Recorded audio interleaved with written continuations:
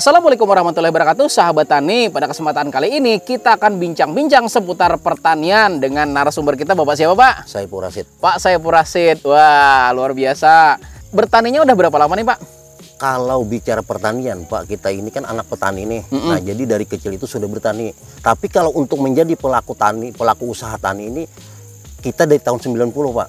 Oh, dari tahun 90 sampai sekarang. Menarik, Pak. Tadi kan berarti bertani dari orang tua nih ceritanya. Iya, kalau lahan pertanian berarti dari orang tua juga berarti? Iya, benar. Oke. Nah, kan bertaninya udah lama nih ceritanya, Pak. Udah mungkin bisa dibilang 30 tahunan nih ceritanya.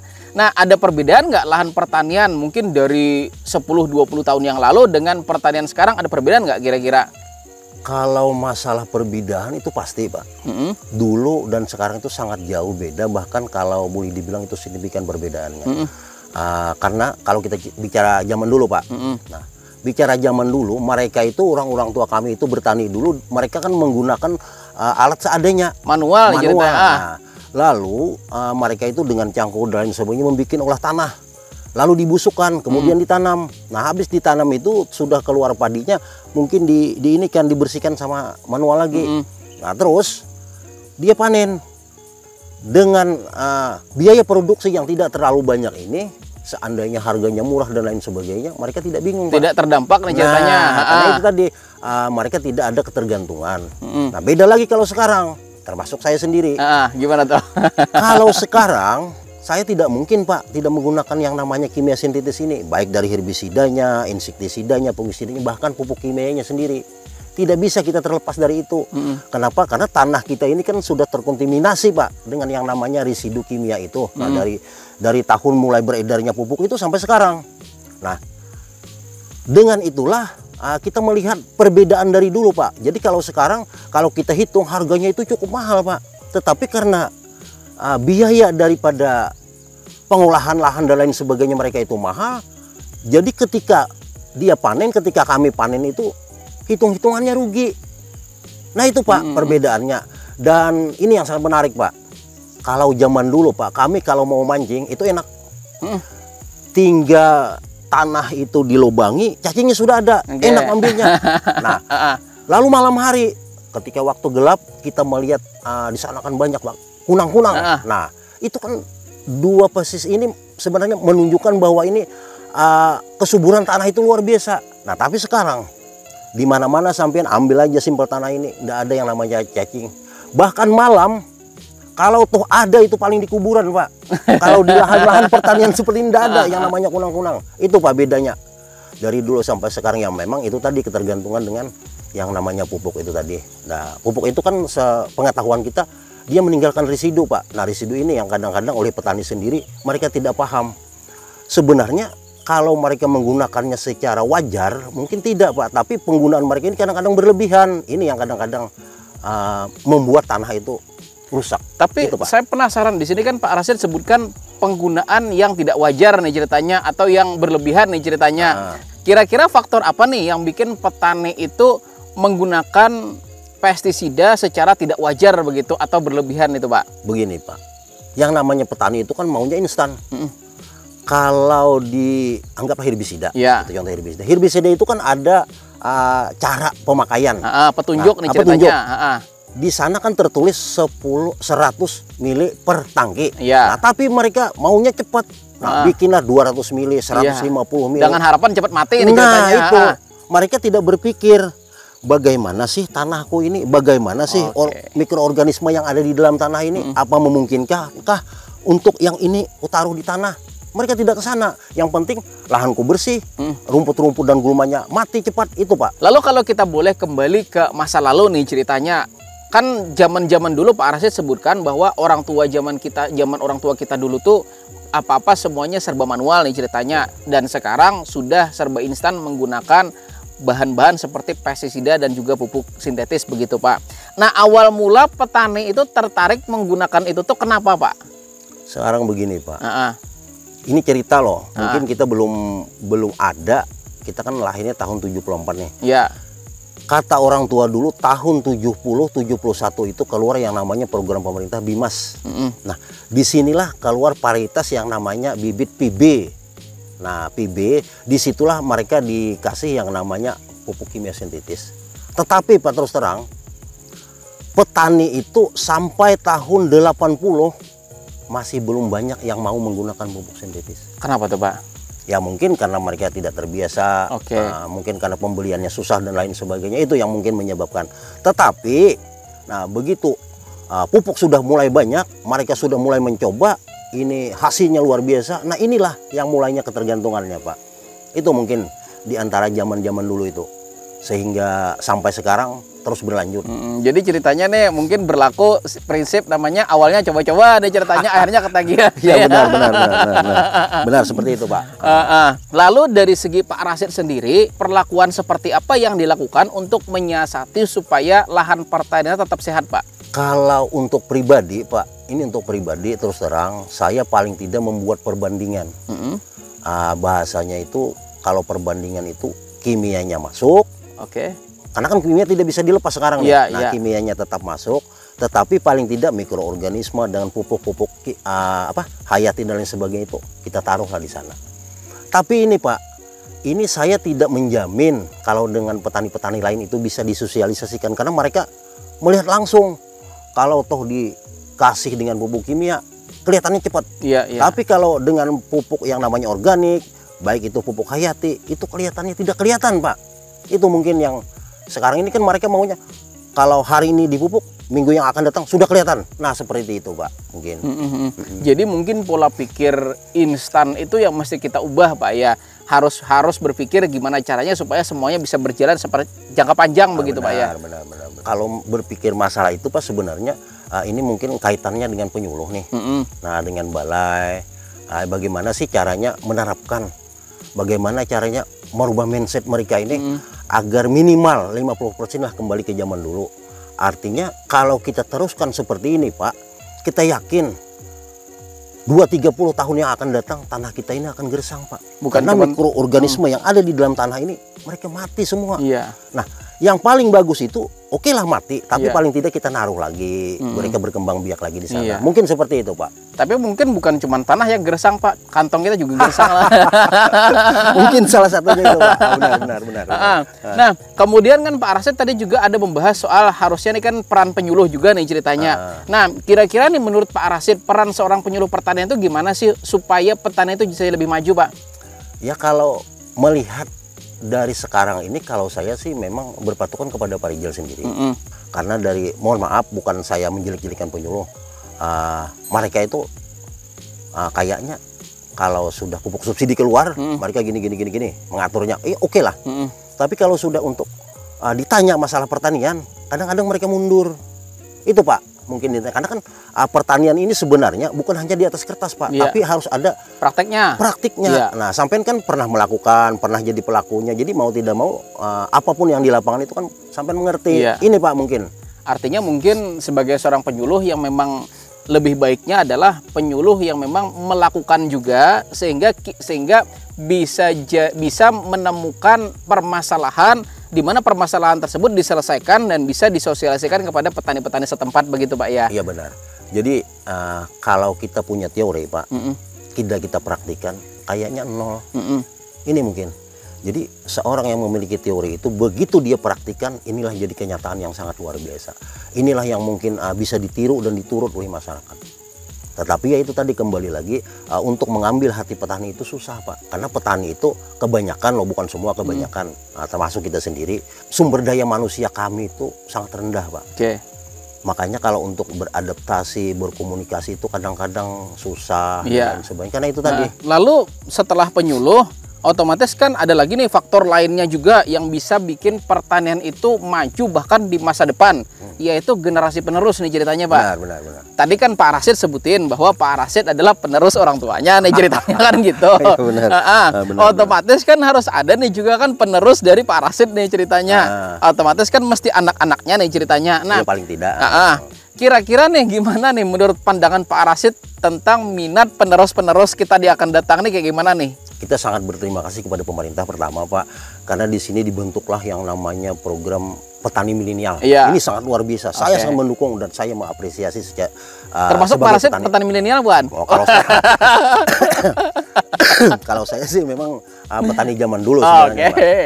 Jadi begini, Saya kan sering mengikuti pertemuan-pertemuan, baik itu tingkat kecamatan, baik itu tingkat kabupaten, pertemuan pertanian.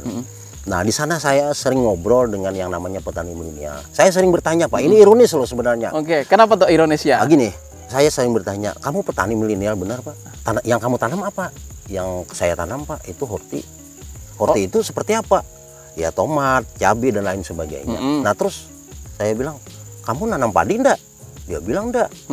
Nah, terus saya tanya, kenapa kamu enggak nanam padi?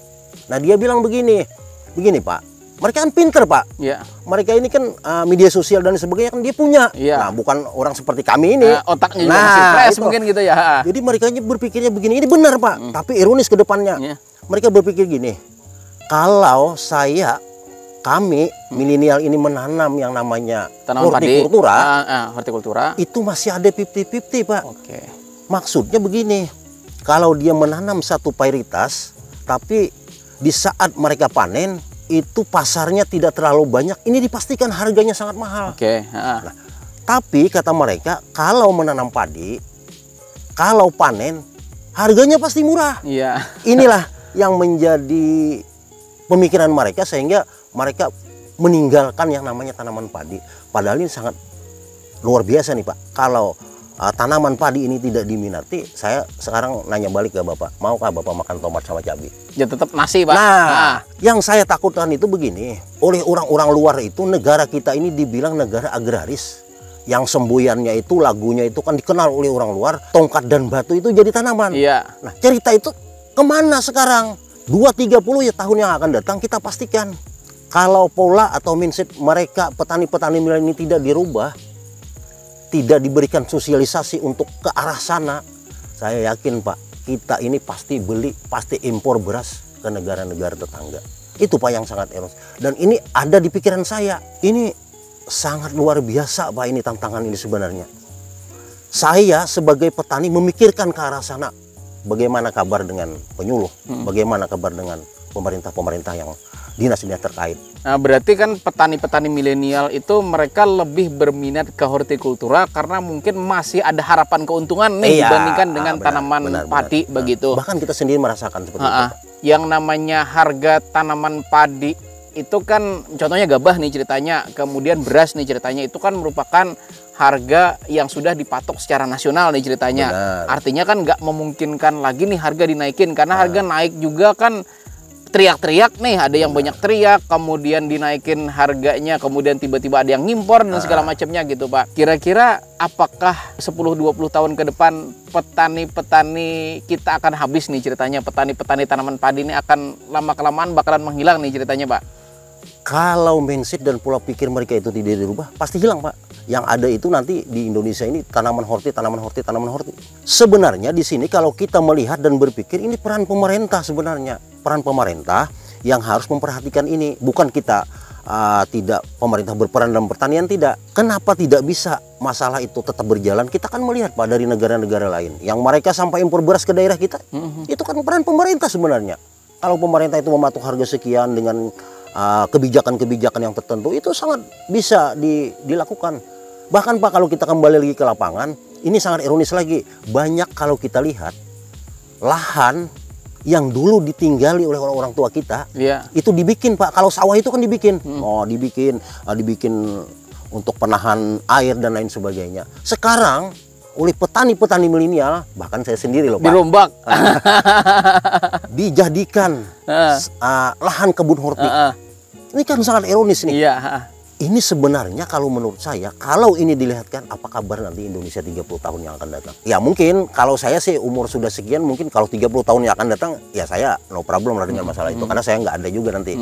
Cuman mungkin inilah yang bisa saya tinggali, yang saya wariskan ke anak-anak cucu. Marilah kita cintai pertanian.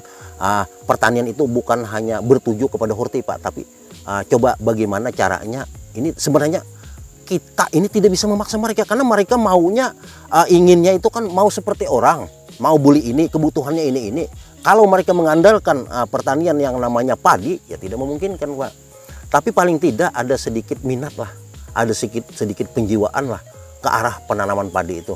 Ini sebenarnya pemerintah kalau melihat kalau menurut saya kurang perhatian di arah ini. Terkait dengan pemerintah nih ceritanya, pemerintah kan katanya juga udah menggelontorkan contohnya subsidi nih untuk pupuk misalnya kan, kemudian juga menggelontorkan dana untuk optimalisasi lahan pertanian katanya untuk pompanisasi dan segala macamnya. Kira-kira menurut Pak Rasid, seandainya ini kita cuma berandai-andai nih Pak Rasid, pemerintah juga melakukan subsidi pembelian gabah nih ceritanya, kira-kira ada kemungkinan nggak petani milenial itu minatnya menambah Pak dalam bidang pertanian terutama tanaman padi? Ini yang ingin saya katakan. Kalau saya bicara pemerintah, saya memang tidak punya wewenang. Saya bukan anggota dewan, saya petani.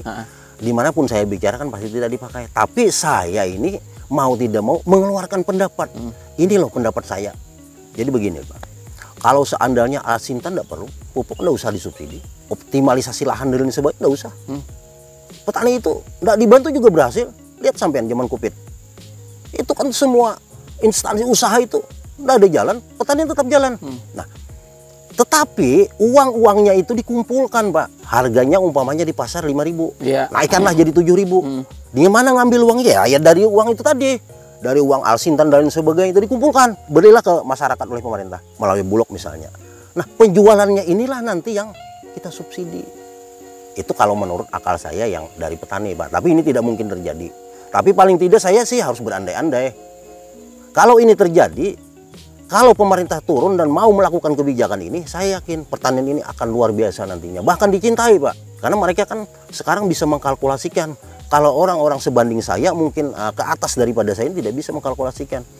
Yang petani-petani padi itu sebenarnya petani penjiwaan Pak. Jadi bukan petani hitungan. Kalau sekarang kan mereka bisa menghitung. Modal sekian, ini sekian, ini sekian. Hasilnya dikalkulasikan lepas. Kalau kami enggak. Yang penting nanam, rusak, dikasih obat dan lain sebagainya, kasih pupuk dan sebagainya, panen sudah tidak kami hitung Pak. Pokoknya cukuplah makan untuk 1 tahun selesai. Tapi kalau boleh kita buka-bukaan nih ceritanya Pak. Kalau kita boleh buka-bukaan, nanam padi itu anggap dengan luasan lahan misalnya kan sekitar 1.000 meter persegi nih ceritanya. Itu untung nggak kira-kira Pak? Jadi begini Pak, sebenarnya saya pribadi tidak mau bicara masalah keuntungan padi. Jadi begini aja, kalau kita buka masalah padi ini sangat merusak minat Pak sebenarnya. Jadi gini aja, kalau kita menanam padi itu cukuplah untuk makan, begitu aja. Jadi kalau untuk bicara yang lain kita tidak perlu bicara, karena ini kalau menurut saya menambah luka ceritanya. Nah itu tadi menambah luka sebenarnya. Jadi kalau menurut saya putus saja dah. Jadi kalau mari kita menanam padi cukuplah untuk makan, begitu aja Pak Jangan sampean hitung gini-gini, jangan. Nanti kalau dibuka malah luka ceritanya. Nah itu tadi lukanya akan membesar tetap. Ini mungkin. Meskipun kayak gini Pak ya, dan dari segi pemerintah juga kan mengatakan bahwa kalau nanam padi itu kayaknya kalau memang skalanya cuma 1.000 meter katanya masih tidak ekonomis katanya. Harus dalam arti luasan 1 hektar nih minimum. Kalau bisa mungkin 2 hektar begitu baru dapat untung. Itu setuju nggak Pak Rasid? Sebenarnya kalau untuk himbauan itu saya setuju, sangat setuju. Tetapi apa kabar dengan herbisida? Saya bilang dari awal ini ketergantungan. Apa kabar dengan fungisidanya? Apa kabar dengan insektisidanya? Sekarang Pak, harga-harga seperti itu naiknya luar biasa ini. Nah, ini yang menaikkan ini apa tidak ada ikut peran pemerintah kan? Begitu pupuk, begitu kimia sintetis ini naik, yang diserang itu sebenarnya siapa? Apakah yang diserang ini pegawai negeri? Yang diserang ini petani Pak sebenarnya. Kami sebenarnya Pak kalau bertani ini, ya itu tadi semboyannya itu menanam padi cukuplah untuk makan. Nah untuk kebutuhan yang lain mungkin kami dari Horti ini Pak, yang seperti ini itu Pak. Jadi kami tidak mengandalkan padi itu untuk dijual. Kalau pribadi kami loh, tapi kalau yang lain-lain kan mereka memang kebutuhannya misalnya perlu dan lain sebagainya, nanamlah mereka habis panen dijual. Bahkan yang sangat ironis itu begini Pak, mereka nanam ininya ngambil ke tengkolak, harganya obat-obatan racun-racun itu kan mahal. Kemudian mereka ngambil setelah panen mereka jual padinya, bayar ke sana habis Pak, padinya ludes. Luar biasa. Belum lagi faktor X-nya Pak ya, misalnya kayak serangan tikus misalnya lagi, kemudian bukan cuma serangan tikus kepala hitam mungkin gitu ya, taruh depan karung tiba-tiba karungnya hilang gitu Pak ya. Ya makanya Pak, kalau kita berbicara yang masalah-masalah seperti itu mungkin kita tidak berani untuk bertani ini. Karena di samping kita menjaga daripada hama, kita juga menjaga daripada yang namanya pencuri dan lain sebagainya. Ini sangat luar biasa ini perjuangan kami petani ini. Nah, mudah-mudahan dengan adanya kita pembicaraan hari ini, mata pemerintah sedikit lah paling enggak melirik ke arah kita. Maksudnya bukan kita pribadi Pak, tapi kita petani, maksudnya seperti itu. Tapi sekarang kan kita melihat nih program petani itu, program dari pemerintah itu sangat luar biasa. Dari musim kemarau, dari dampak El Nino itu mereka menurunkan sebenarnya ini program. Tapi yang setahu saya Pak, pertanian ini sebenarnya pilihan. Jadi bukan prioritas. Kalau prioritas itu kan seperti infrastruktur dan lain sebagainya itu kan prioritas. Kalau pertanian ini pilihan. Bahasa pilihan itu ya dibantu, oke, enggak dibantu ya juga enggak masalah. Jadi paling enggak sisa-sisa lah, mungkin seperti itu Pak. Beda lah dengan negara-negara lain. Kalau kita melirik ke negara lain, coba lihat di Vietnam. Di negara-negara itu kan satu rumpun, mereka kan punya yang namanya alat itu Pak, alat berat lah kalau kita bilang di sini. Tapi itu modifikasi. Nah, dari pembikinan lahan, kemudian sampai panen, itu aja alatnya. Itu satu rumpun, satu orang itu mempunyai satu Pak. Nah, ini di Indonesia belum bisa diterapkan ini. Kenapa tuh Pak? Ya mungkin karena pendanaannya, karena itu tadi polanya, sistemnya itu pertanian ini bukan prioritas, hanya satu pilihan. Mungkin itu Pak diantaranya. Yang saya takutan itu tadi kembali lagi, yang kita dibilang orang negara agraris ini Pak, yang semboyannya tongkat dan batu itu jadi tanaman. Saya khawatir ini jadi legenda Pak. Itu yang ironis bagi saya. Ya. Ini kan ceritanya luar biasa nih pembicaraan kita.